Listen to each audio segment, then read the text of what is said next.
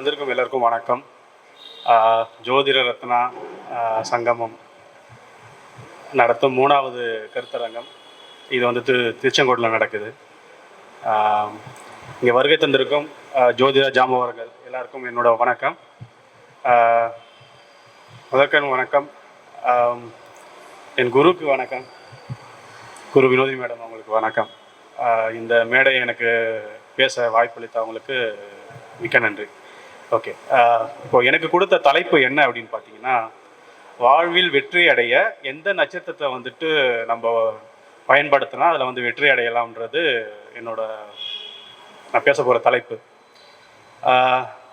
நான் ஃபஸ்ட்டு கருத்தரங்கத்தில் பேசினேன். அப்போ பேசும்பொழுது நட்சத்திரத்தை பற்றி தான் ஃபஸ்ட்டு ஸ்டார்டிங்கில் பேசினேன். அப்போது நட்சத்திரம்னா என்ன, அது பஞ்சாங்கத்தில் ஒன்றா வருது அப்படின்ற பற்றி பேசினேன். நட்சத்திரம் மட்டும் தான் பஞ்சாங்கத்தில் இருக்கா அப்படின்னா, நட்சத்திரம், திதி, கரணம், யோகம் அப்படின்னு சொல்லிட்டு வாரம், இந்த மாதிரி 5 பஞ்சாங்கம் இருக்குது. நான் ஃபஸ்ட்டு கருத்துக்களை பேசும்பொழுது சொன்னேன், இது மாதிரி வந்துட்டு நட்சத்திரத்தில் வந்து 27 நட்சத்திரம் இருக்குது. 27 நட்சத்திரத்தில் பார்த்தீங்கன்னா சுப பலன் தரக்கூடிய நட்சத்திரமும் இருக்குது, அசுப பலன் தரக்கூடிய நட்சத்திரமும் இருக்குது. சுப பலன் தரக்கூடிய நட்சத்திரங்கள் எது அப்படின்னா 2, 4, 6, 8, 9, 11, 13, 15, 17, 18, 20, 24, 26, 27. இந்த வரிசையில் வர இந்த நட்சத்திரங்கள்லாம் பார்த்தீங்கன்னா சுப பலன்களை தரக்கூடிய நட்சத்திரங்கள். இதில் நான் விட்டுருக்கிறதுலாம் பார்த்தீங்கன்னா 1, 3, 5 இது மாதிரி வர நட்சத்திரங்கள்லாம் அசுப பலன் தரக்கூடியது. சரி, சுபபலன் தரக்கூடிய நட்சத்திரம்னா என்ன, அசுப பலன் தரக்கூடிய நட்சத்திரம்னா என்ன அப்படின்னா, சுப பலன் தரக்கூடிய நட்சத்திரத்தை அன்னைக்கு வந்துட்டு எந்த காரியம் நீங்கள் எடுத்தாலும் வந்து அதில் சக்ஸஸ் கிடைக்கும், 100% சக்ஸஸ் கிடைக்கும். இதில் பார்த்தீங்கன்னா வந்துட்டு 2வது நட்சத்திரம் சொன்னது பார்த்தீங்கன்னா சம்பத்து தாரையில் வரும். சம்பத்து தாரை இப்போ நான் விட்டதில் பார்த்தீங்கன்னா 1 விட்டேன். 1 வந்து ஜென்மத்தாரை. ஜென்மத்தாரைன்றது பார்த்தீங்கன்னா நம்ம பிறந்த நட்சத்திரம். நம்ம பிறந்த நட்சத்திரம் வந்துட்டு நம்மளுக்கு ஜென்மத்தாரையாக வருது. அந்த டைமில் நிறைய பேர் கேள்விப்பட்டிருப்பீங்க, ஜென்மத்தாரை அன்னைக்கு வந்துட்டு உங்களுக்கு பிறந்த நட்சத்திரம் வரும்பொழுது நீங்கள் கோயிலுக்கு போயிட்டு வழிபடுங்க அப்படின்னு சொல்லுவாங்க. ஏன் அப்படின்னா, ஜென்மத்தாரை வர நட்சத்திரம் அன்னைக்கு பார்த்தீங்கன்னா உங்களோட மைண்டு வந்து ஸ்டேபிளாக இருக்காது, உங்களோட எண்ணம் வந்து கரெக்டாக இருக்காது, நீங்கள் எடுக்கக்கூடிய முடிவு வந்துட்டு அதில் கிளாரிட்டி இருக்காது. அப்போ எடுக்கக்கூடிய விஷயம் வந்துட்டு எடுக்கக்கூடிய அந்த ஸ்டெப்ஸ் வந்துட்டு தப்பாக போகிறதுக்கு நிறைய சான்சஸ் இருக்குது. அப்போது நீங்கள் கோயிலுக்கு போனீங்கன்னா என்ன ஆகும் அப்படின்னா, கோயிலில் வந்து உங்களுக்கு பாசிட்டிவ் வைப்ரேஷன் நிறையா இருக்கும். அப்போது நீங்கள் அந்த இடத்துல போனீங்க அப்படின்னா உங்கள் மைண்டு வந்து வேவரிங்கில் இருக்கிற அந்த மைண்டு வந்துட்டு ஸ்டேபிள் ஆகும். ஏன் அப்படின்னா அங்கே பாசிட்டிவ் எனர்ஜி அதிகமாக இருக்கும். அதனால தான் உங்களை வந்துட்டு ஜென்ம நட்சத்திரம் வர நாளில் வந்து கோயிலுக்கு போயிட்டு வழிபடுங்க அப்படின்னு சொன்னதுக்கு காரணம் அதுதான். சரி, ஓகே, ஜென்ம நட்சத்திரம் அது. இப்போ 2வது நட்சத்திரம் வந்து சம்பத்து தாரை. சம்பத்து தாரைன்னும் போது அதுலேயே வந்துச்சு சம்பத்து, உங்களுக்கான சம்பத்து வந்து கிடைக்கக்கூடிய தாரை. சரிங்களா, இது மாதிரி வந்துட்டு சம்பத்து தாரை, விபத்து தாரை, சேமத்தாரை, அதுக்கப்புறம் பிரத்யேக தாரை, சாதக தாரை, இப்படிலாம் இருக்குது. இப்போது இதில் மெயினாக வந்துட்டு நான் ஒரு தாரையை எடுத்துக்கிறேன். அது பார்த்தீங்கன்னா சாதக தாரை. சாதக தாரைன்றது 6வது நட்சத்திரமாக வரும். இந்த 6வது நட்சத்திரமாக வர இந்த தாரையை வந்து நீங்கள் உபயோகப்படுத்த ஆரம்பிச்சிங்க அப்படின்னா உங்களுக்கு என்ன நடக்கும் அப்படின்னா, தெய்வ அனுகூலம் கிடைக்கும். 200%, 100% இல்லை, 200% உங்களுக்கு வந்துட்டு இதில் வந்துட்டு தெய்வ அனுகூலம் வந்து உங்களுக்கு கிடைக்கும். சரி, இது தெய்வ அனுகூலம் கிடைக்கும்னா இது நான் எப்படி ஆக்டிவேட் பண்ணுறது அப்படின்னா, உங்களோட ஜென்ம நட்சத்திரம், சரிங்களா, உங்களோட ஜென்ம நட்சத்திரம் அதுலேருந்து எண்ணி 6வது நட்சத்திரம் என்ன வருதுன்றதை நீங்கள் பார்க்கணும். அந்த 6வது நட்சத்திரத்தை நீங்கள் எப்படிலாம் இயக்குனா உங்களுக்கு வந்துட்டு சுபபலன் தரும் அப்படின்னா, அதுக்கான இது சொல்கிறேன். இப்போது தெய்வம் இருக்குது, அதாவது அந்த 6வது நட்சத்திரத்துக்கான தெய்வம் இருக்குது, அந்த 6வது நட்சத்திரத்துக்கான உணவு இருக்குது, அந்த 6வது நட்சத்திரத்துக்கான கோவில்கள் இருக்குது, அந்த 6வது நட்சத்திரத்துக்கான விருட்சம் இருக்குது, அதே மாதிரி அந்த 6வது நட்சத்திரத்துக்கான இடம் இருக்குது. ஒரு இடத்துலேருந்து நீங்கள் பேசுகிறீங்க அப்படின்னா அந்த 6வது நட்சத்திரம் ஆக்டிவேட் ஆகிடும். அதை வரிசையாக நான் சொல்கிறேன், நோட் பண்ணிக்கோங்க. சரிங்களா,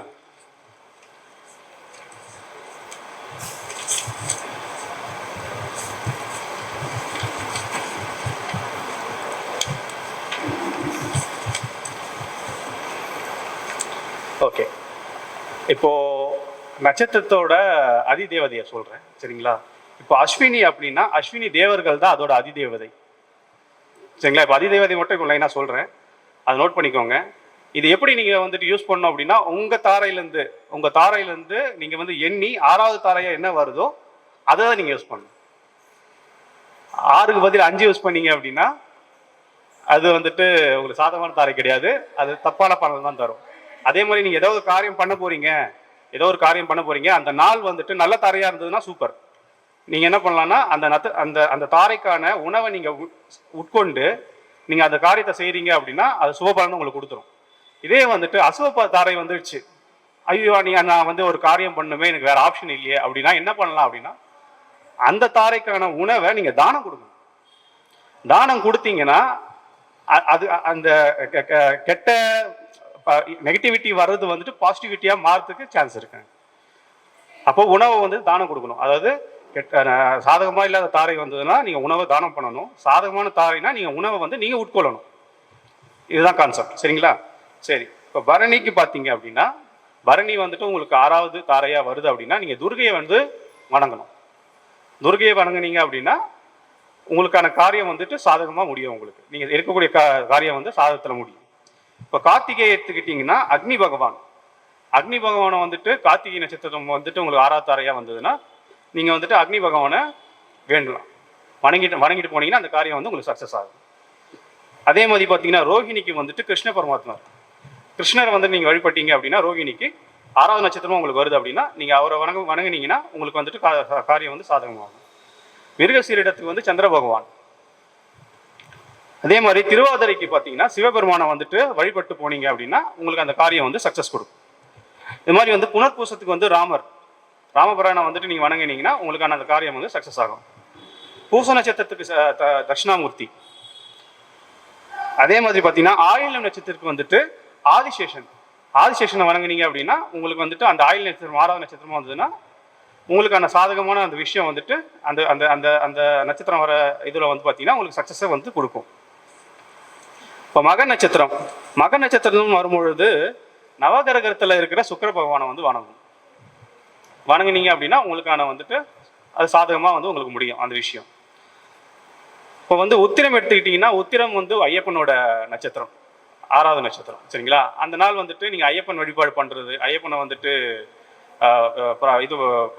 ஐயப்பனோட துதி பாடுறது இதெல்லாம் பண்ணீங்க அப்படின்னா அந்த காரியம் வந்து சக்சஸ் ஆகும். இப்போ அஸ்த நட்சத்திரத்துக்கு வந்து பார்த்தீங்கன்னா சூரிய பகவான், பூரத்துக்கு வந்துட்டு பார்வதி தேவி நீங்க வணங்கினீங்க அப்படின்னா உங்களுக்கு அந்த காரியம் வந்து சக்சஸ் கொடுக்கும். சித்திரைக்கு பார்த்தீங்கன்னா சக்கரத்தாழ்வாரை நீங்க வணங்கினீங்கன்னா அதுக்கான சக்சஸ் கொடுக்கும். சுவாதிக்கு வந்துட்டு நரசிம்மர் சரிங்களா. அதே மாதிரி பார்த்தீங்கன்னா விசாகம்னாவே முருகப்பெருமானை வணங்கினீங்க அப்படின்னா அந்த காரியம் வந்து உங்களுக்கு சக்சஸ் கொடுக்கும்.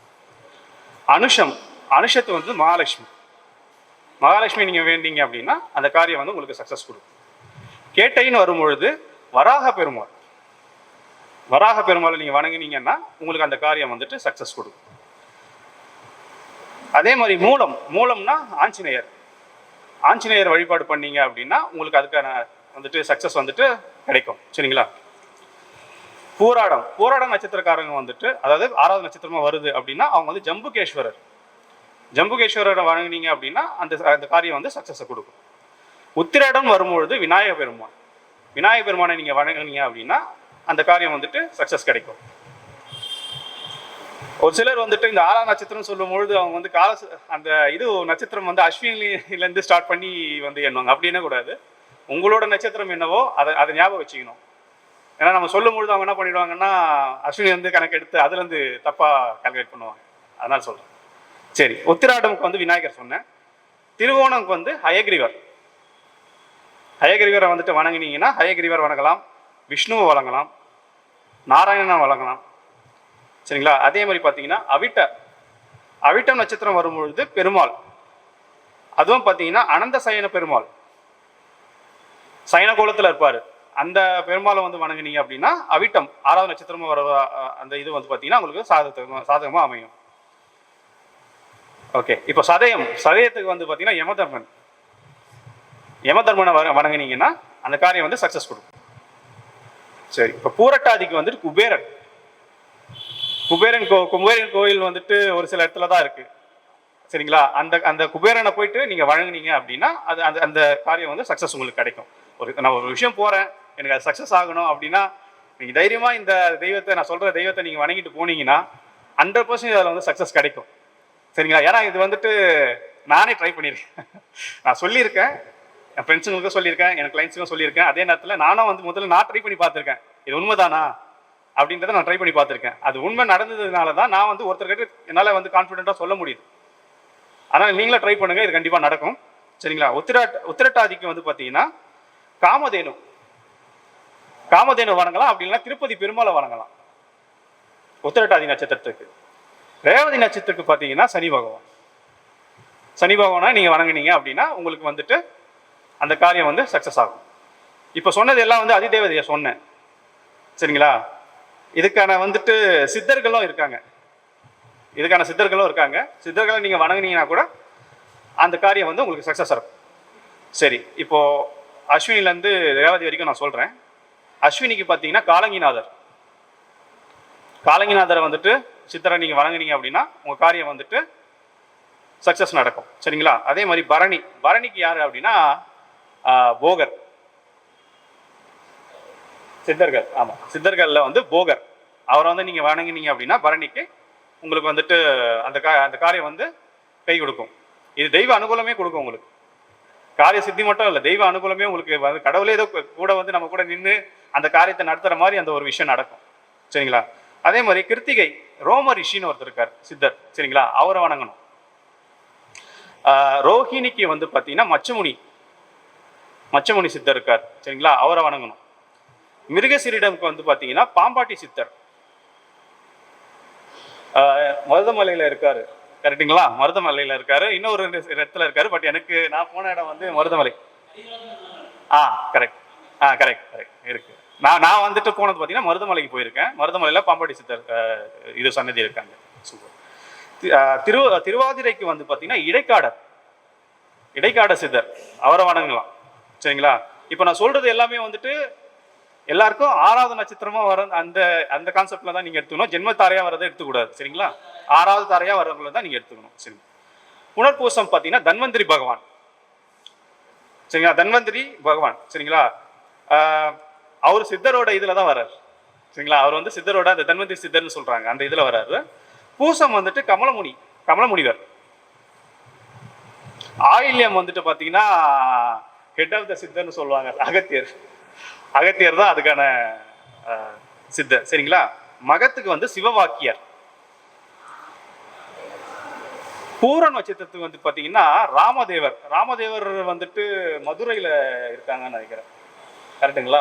மதுரையில இருக்காங்க. அது பாத்தீங்கன்னா பூர நட்சத்திரம் வந்துட்டு 6வது நட்சத்திரம் வரவங்க வந்து ராமதேவர் சித்தரை வழிபடலாம். உத்திரம் பாத்தீங்கன்னா உத்திரத்துக்கு வந்து காகபுஜண்டர். அஸ்தத்துக்கு வந்து கரூரார். சித்திரைக்கு வந்துட்டு பாத்தீங்கன்னா புன்னாக்கீசர்னு இருக்காரு சித்தர், அவரை வணங்கக்கூடிய. சரிங்களா?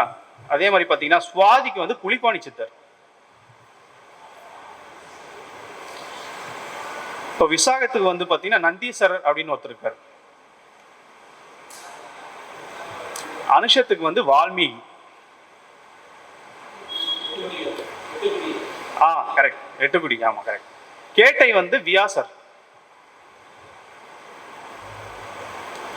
மூலத்துக்கு வந்துட்டு மூல நட்சத்திரத்துக்கு வந்து பாத்தீங்கன்னா பதஞ்சலி சித்தர். பூராடத்துக்கும் வந்து ராமதேவ சித்தர். பூராடம் ராமதேவர். கடுவேலி. கரெக்ட். உத்திராடம் வந்து கொங்கண சித்தர்.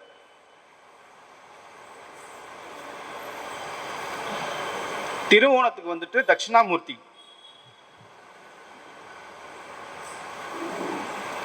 அவிட்ட நட்சத்திரத்துக்கு பாத்தீங்கன்னா திருமூல சித்தர். சதயத்துக்கு வந்து பாத்தீங்கன்னா கௌபாலர் அப்படின்னு ஒரு சித்தர் இருக்காரு, கௌபாலர். பூரட்டாதிக்கு வந்துட்டு ஜோதிமுனி.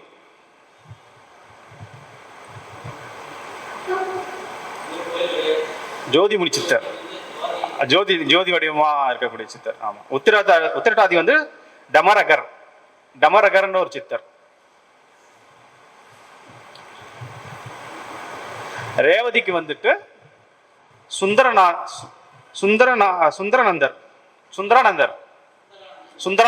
கரெக்ட், சுந்தரானந்தர். ஆமா. என்னங்க சார்? அஸ்தம் கரூரா. அதாவது இந்த நட்சத்திரத்தை வந்து இயக்கணும்னா வந்துட்டு பல விஷயம் இருக்குங்க சார். நான் சொன்னது தான், அதிதேவதை, சித்தர்கள், உணவு, அதுக்கப்புறம் வந்துட்டு கோவில், இடம். ஒரு மொட்டை மாடியில் நின்று நீங்கள் பேசுனீங்கன்னா அந்த 6வது நட்சத்திரம் ஆக்டிவேட் ஆகும். ஒரு மாட்டு தொழுவத்தில் நின்று பேசுனீங்கன்னா அந்த 6வது நட்சத்திரம் வந்துட்டு ஆக்டிவேட் ஆகும். ஒரு எலக்ட்ரிசிட்டி நீங்கள் இவி பில் கட்ட போறீங்க பார்த்தீங்களா, அந்த இடத்துல போய் நின்னீங்கனாலும் அது ஆக்டிவேட் ஆகும். 6வது நட்சத்திரம் ஆக்டிவேட் ஆகும். நமக்கே தெரியாது. ஒரு சில நேரத்தில் நம்ம வந்துட்டு ஒரு சாதாரணமாக ஒரு விஷயம் போய் நம்ம நின்று பேசுவோம். ஒரு மண்டபத்துக்கோ இல்லை ஒரு ஹாஸ்பிட்டலுக்கோ இல்லை ஒரு உணவகத்துக்கோ ஒரு ஹோட்டல் போனீங்கன்னா கூட வந்துட்டு அங்கே வந்துட்டு ஒரு நட்சத்திரம் வந்து ஆக்டிவேட் ஆகும். அப்போ அந்த இடத்துல போய் நீங்கள் பேசுனீங்க அப்படின்னா அது உங்களுக்கு வந்து சாதகமான தாரையாக இருந்ததுன்னா அந்த நீங்கள் என்ன விஷயம் பேசுறீங்களோ அந்த விஷயம் வந்து உங்களுக்கு பாசிட்டிவாக மாறிடும். நீங்கள் என்ன எதிர்பார்க்குறீங்களோ அந்த விஷயம் நல்லபடியாக நடந்து முடியும். இவ்வளோ விஷயம் இருக்குது இதில்.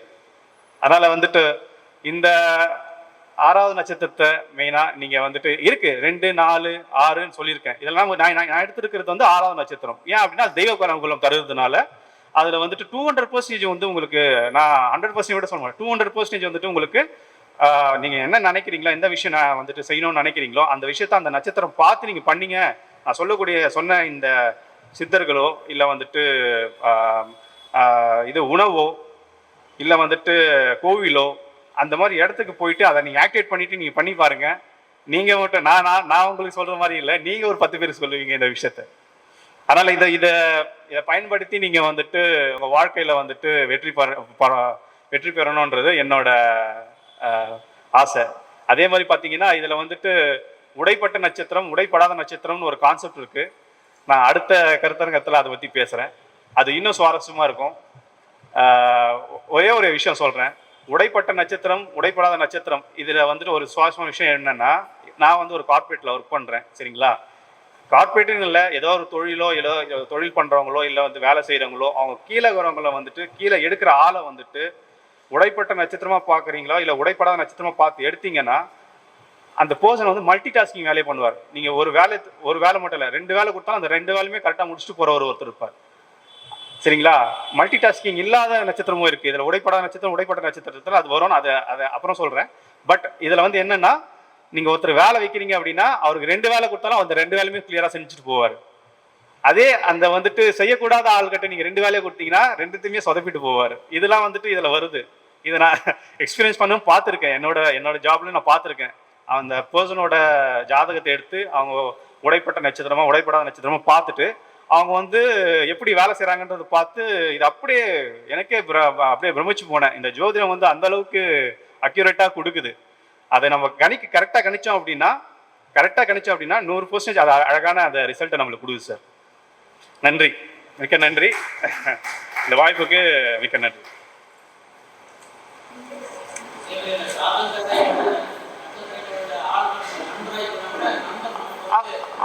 ஆமாங்க சார். அதாவது வந்துட்டு இப்போ சும்மா ஒரு எக்ஸாம்பிள் சொல்கிறேன். நம்ம ஒருத்தர் பார்ப்போம் சார். நம்ம சும்மா ரோட்டில் போகிறோம், ஏதோ ஒரு இடத்துக்கு போகிறோம், அங்கே ஒருத்தர் பார்ப்போம். பார்த்தவொன்னே திடீர்னு நமக்கே தெரியாமல் நம்ம அவர்கிட்ட பேசுவோம், மனசு போகும். ஆனால் அதே மாதிரி ஒருத்தர் பார்ப்போம், அவர் கூட பழகிட கூட மாட்டோம், ஆனால் அவரை பார்த்தா நம்மளுக்கு பிடிக்காது. அது ஏன்னு பார்த்தீங்கன்னா இந்த நட்சத்திரம் இதெல்லாம் வேலை செய்யும் சார். அந்த இடத்துல நமக்கு வந்து ஆகாத நட்சத்திரமாக வரும்போது அங்கே வந்து அவரை பார்க்கல பேசணும்னா கூட அவர் மேலே ஏதோ ஒரு நமக்கு மனசு கஷ்டம் வருது. அது எல்லாமே வந்துட்டு இந்த ஜாதகத்தில் இந்த ஜோதிடத்தில் சூப்பராக வருது. நான் வந்து இப்போதான் புதுசாக வந்துட்டு மேடத்துக்கிட்ட ஸ்டூடெண்ட் ஆகிட்டு இப்போதான் வந்துட்டு நான் பண்ணிட்டு இருக்கேன். பட் இதுலேயும் என்னால் வந்துட்டு எவ்வளோ ரிசல்ட் எடுக்க முடியுன்றது நான் பிரமிச்சு போன ஒரு விஷயம். அதுக்கு என்னோட குருக்கு தான் நான் நன்றி சொல்லணும்.